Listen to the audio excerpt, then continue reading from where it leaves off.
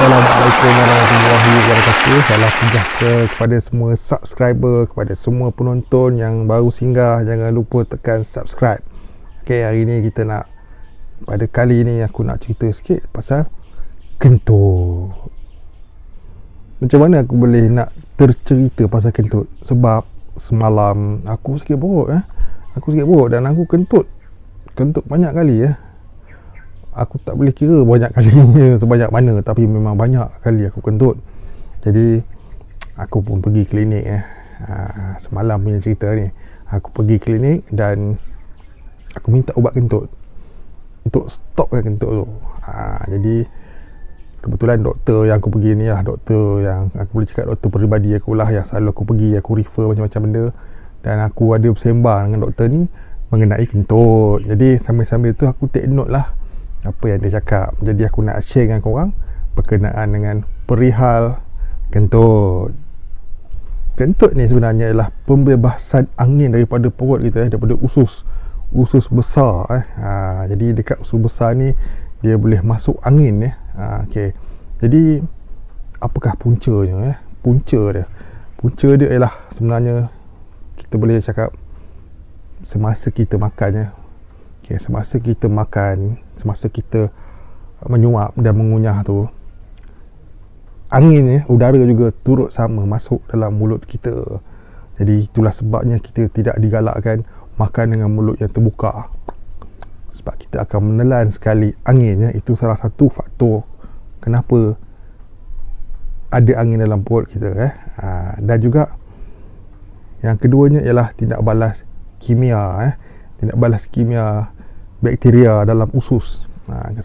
Korang pun tahu dalam usus kita ada bakteria kita boleh panggil dia bakteria baik lah, bakteria jahat lah, apa semua kan. Bakteria ni berfungsi untuk mengurai makanan yang kita makan tu. Jadi tindak balas kimia bakteria tu juga boleh menyebabkan terjadinya angin dalam perut. Selain daripada itu, jenis makanan yang kita ambil, terdapat banyak makanan yang berangin kita panggil, yang boleh menyebabkan adanya angin dalam perut kita disebabkan oleh makanan. Kentut ni pula ada dua jenis. Dia terbagi kepada dua. Pertama, kentut yang tak ada bau.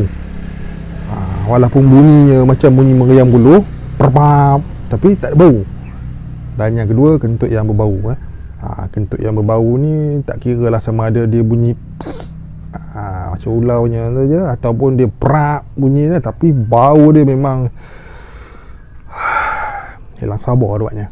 Ada dua jenis kentut.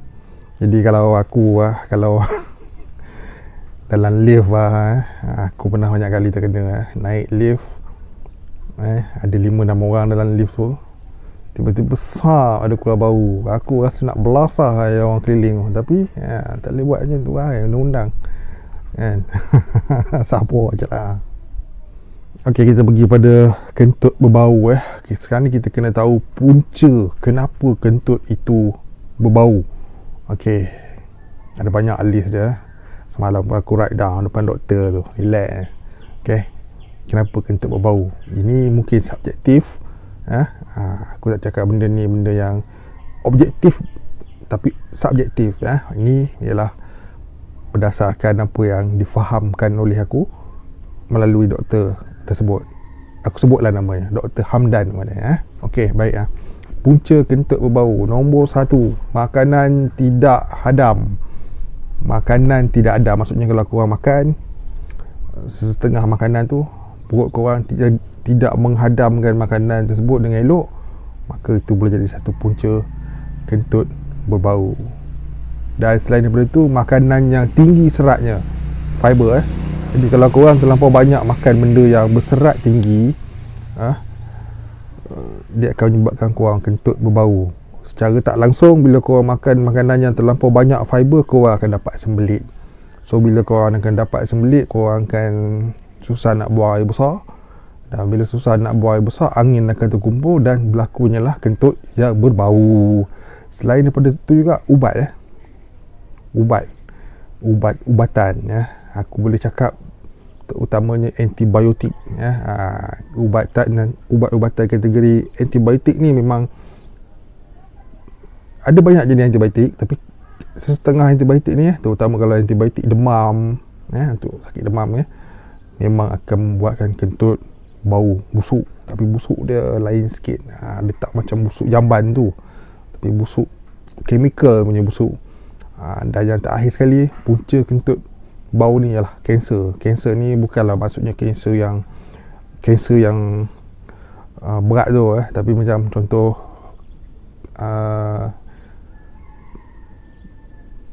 kurangnya pelancaran membuang air besar tu kadang-kadang ada ramai orang yang 2 hari sekali, 3 hari sekali, seminggu sekali pun ada. So itu dah kira kategori kanser lah tu. Jadi kita pergi pada bab utama sekali, punca kentut. Kentut ni sebenarnya berpunca daripada banyak-banyak sebab yang aku sebut tadi tu.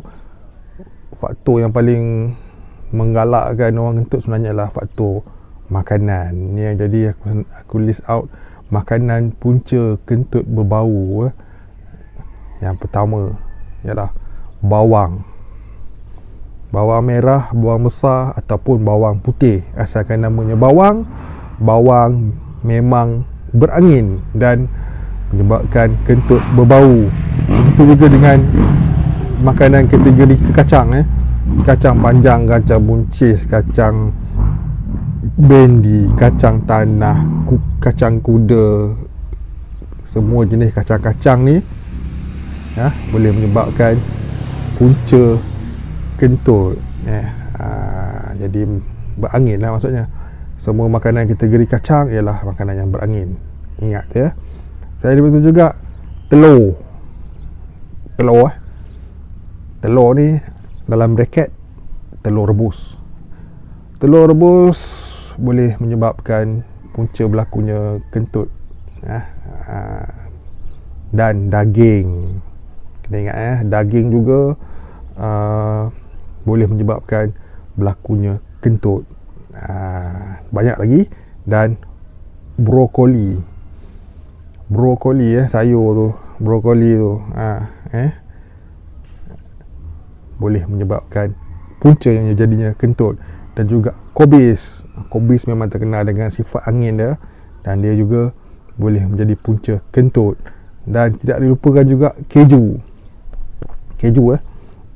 ialah makanan yang dibuat diperam hasil fermentasi bakteria, dan dia juga bila masuk dalam perut dia akan bertindak balas dengan bakteria yang dah ada sememangnya ada dalam perut korang, dan dia juga akan menyebabkan puncanya kentut. Dan last sekali aku letak tentang last sekali ialah alkohol.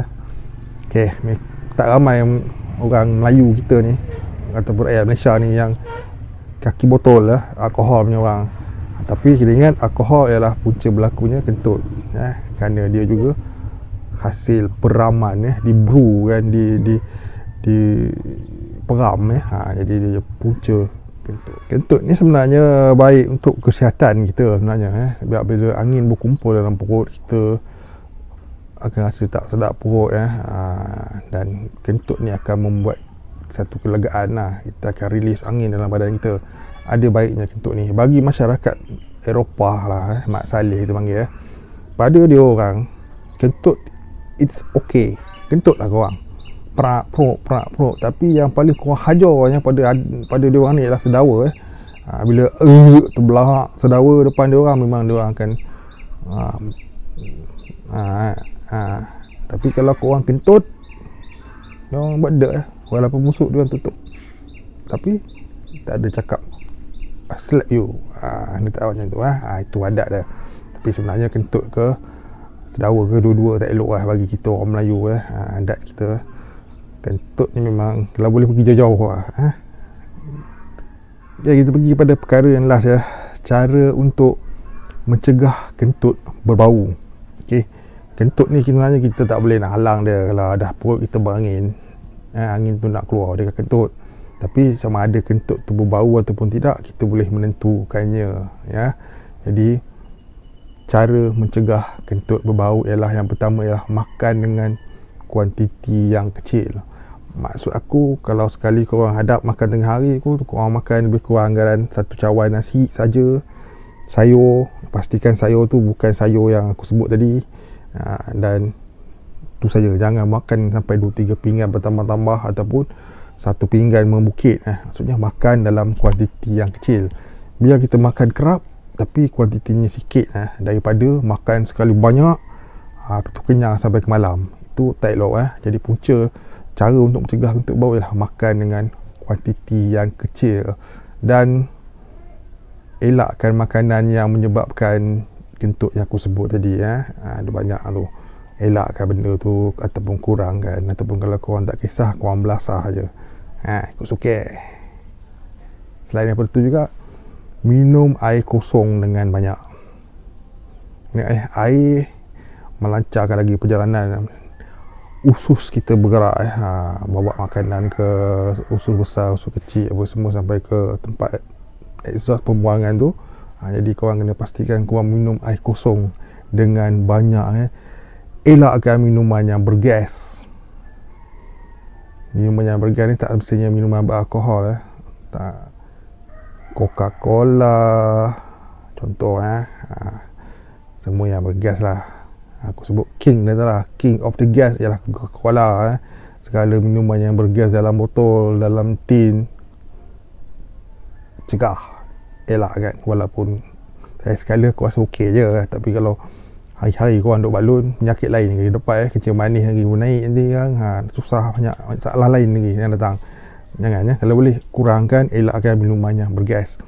Dan pelik sikit makan yogurt.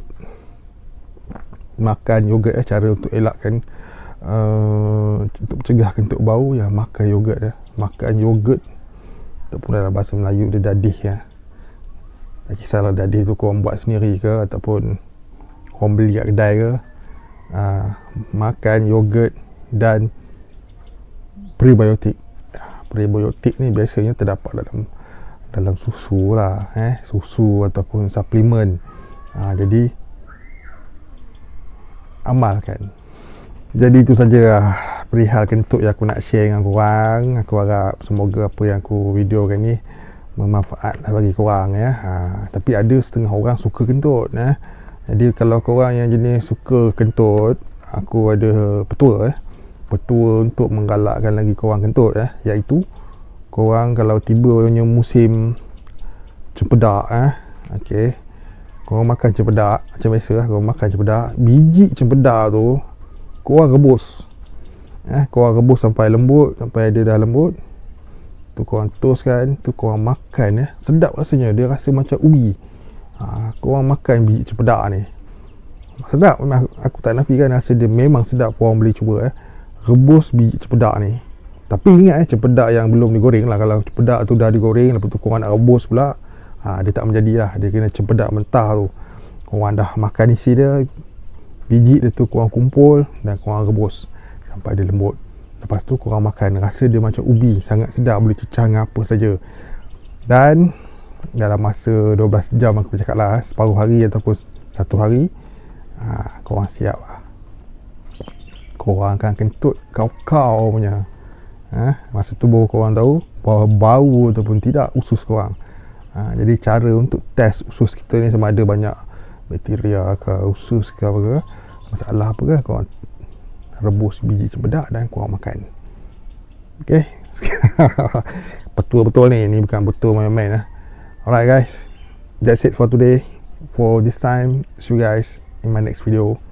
Assalamualaikum warahmatullahi wabarakatuh. Bye bye.